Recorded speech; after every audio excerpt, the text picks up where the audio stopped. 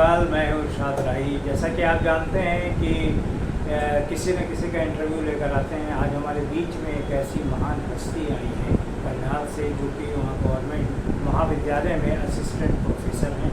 तो आइए उनसे बातचीत करेंगे। कल वो लखनऊ आई थी रूबरू के कार्यक्रम में, हिंदी संस्थान में, जिनको यहाँ पर साहिब श्री सम्मान से, जो कि एक बहुत बड़ा सम्मान होता है, उससे सम्मानित भी किया गया है। और उसी सिलसिले में आपसे एक इंटरव्यू हम लोग कॉल कर रहे हैं, तो रूबरू चैनल पर दिखाया जाएगा।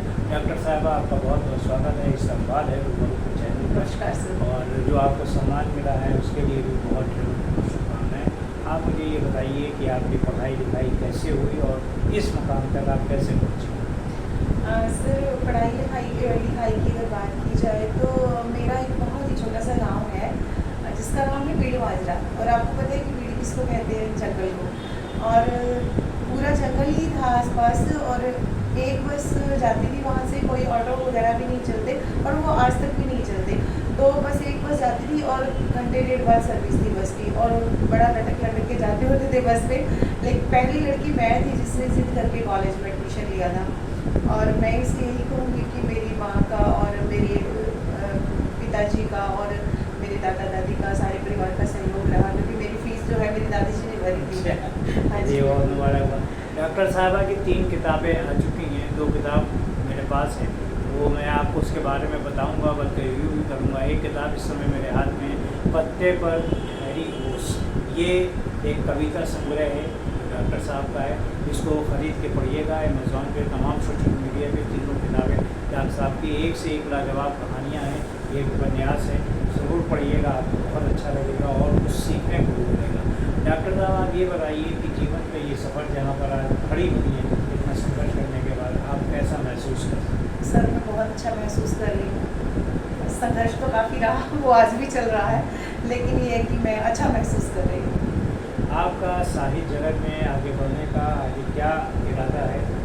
क्या करना चाहती हैं? कितनी किताबें लिखना चाहती हैं? क्या विषय होगा उन किताबों का? सर देखो, मैंने जीवन को बहुत करीब से देखा है ना, जीवन को, क्योंकि मेरी माँ के साथ मेरा बेहद लगाव था ना।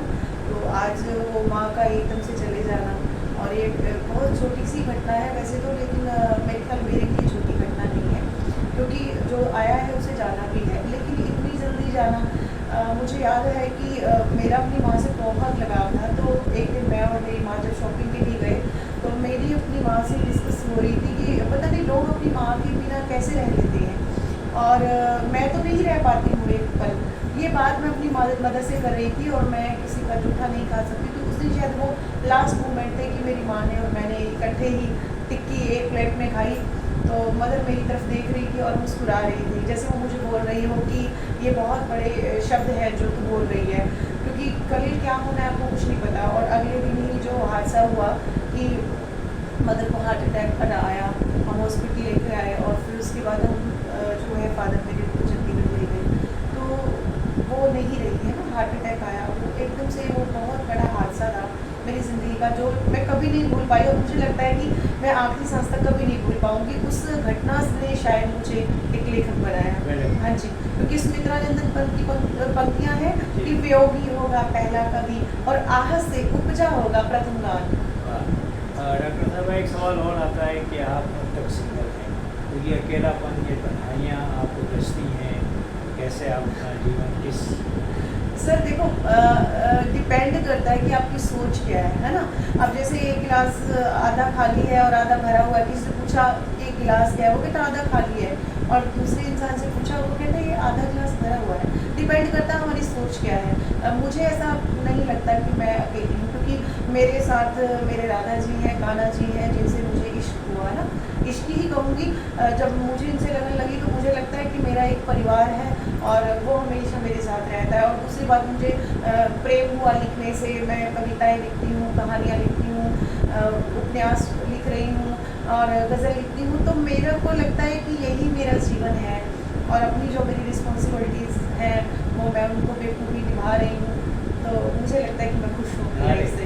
जी हाँ, बिल्कुल। अच्छा, ये बताइए कि आपके शौक क्या क्या हैं, रुचियाँ क्या हैं? एक तो लिखना हो गया आपका, पढ़ना हो गया, उसके अलावा? उसके अलावा मेरी कौन कौन से शौक है? उसके अलावा मुझे घूमना फिरना बहुत पसंद है, वो तो आपको पता ही है, हमेशा घूमती फिरती रहती हूँ। और दूसरी बात डांस करना बहुत पसंद है, और एकांत बहुत पसंद है, और बस ये कि एकांत पसंद है, घूमना फिरना पसंद है, और बस खुद से बातें करना पसंद है। मुझे तन्हाई बहुत अच्छी लगती है। हाँ जी बिल्कुल। अरे ये बताइए, जब आप अपने क्लासरूम में जाती हैं और जो बच्चे हैं, स्टूडेंट हैं वहाँ के, तो उनको कैसे हैंडल करती हैं आप? कुछ उसमें बच्चे शरारती भी होते हैं। हाँ जी, देखो ऐसा होता है कि जी एक्सपीरियंस होना ही बहुत बड़ी चीज़ होती है। आप जब जाते हैं और कहीं न कहीं जो बच्चे हैं, मुझे लगता है कि वो भी आपसे रिस्पेक्ट चाहते हैं ना, बच्चे भी भाव के भूखे होते हैं। जब मैं उनसे प्यार से बड़ा पोलाइटली बात करती हूँ तो वो हैंडल हो जाते हैं। और दूसरी बात है कि मैं कभी भी उनको किताब में से नहीं पढ़ाती, मैं खुद मेहनत करती हूँ, क्योंकि हिंदी की प्रोफेसर हूँ, तो मैं खुद मेहनत करती हूँ, और जब मैं बिना किताब के उनको पढ़ाती हूँ तो उनको रस आ रहा होता है। मैंने कभी भी आज तक किसी बच्चे का नाम नहीं कटा, और मेरी क्लास में बच्चे कंप्लीट होते हैं, लास्ट तक क्लासेस लगनी बंद हो जाती है, लेकिन बच्चे फ़ोन करते हैं मैडम क्लास लेनी थी, मैडम क्लास। तो बच्चे भी लगाव फील करते हैं, और उनको बिना किताब के एकदम से समझ भी आ जाता है कहानी की तरह।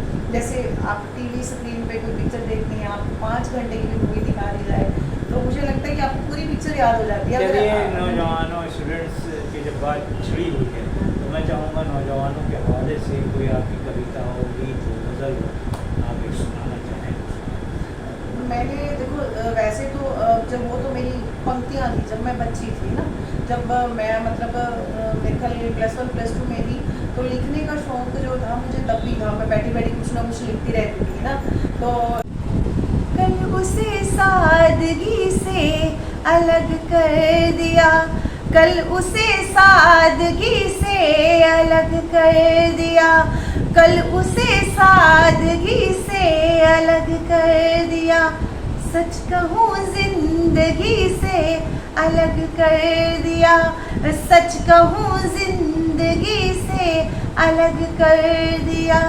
वो बिछड़ने की जिद कर रहा था बहुत, वो बिछड़ने की जिद कर रहा था बहुत। आज हमने खुशी से अलग कर दिया, आज हमने खुशी से अलग कर दिया। और सुनिएगा एहसासों की पंक्तियाँ। वो जिसे सोच कर रोज मरती रही, वो जिसे सोच कर रोज मरती रही, एक लम्हा सदी से अलग कर दिया, एक लम्हा सदी से अलग कर दिया। प्यार के फूल कैसे खिलेंगे यहाँ, प्यार के फूल कैसे खिलेंगे यहाँ। बाग से हर कली को अलग कर दिया, बाग से हर कली को अलग कर दिया।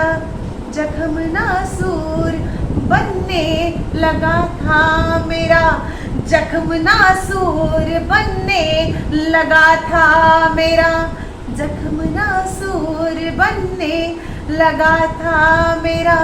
जख्म हमने नमी से अलग कर दिया, जख्म हमने नमी से अलग कर दिया।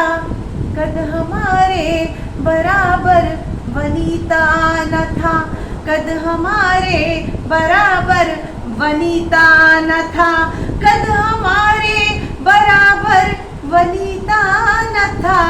इसलिए दोस्ती से अलग कर दिया।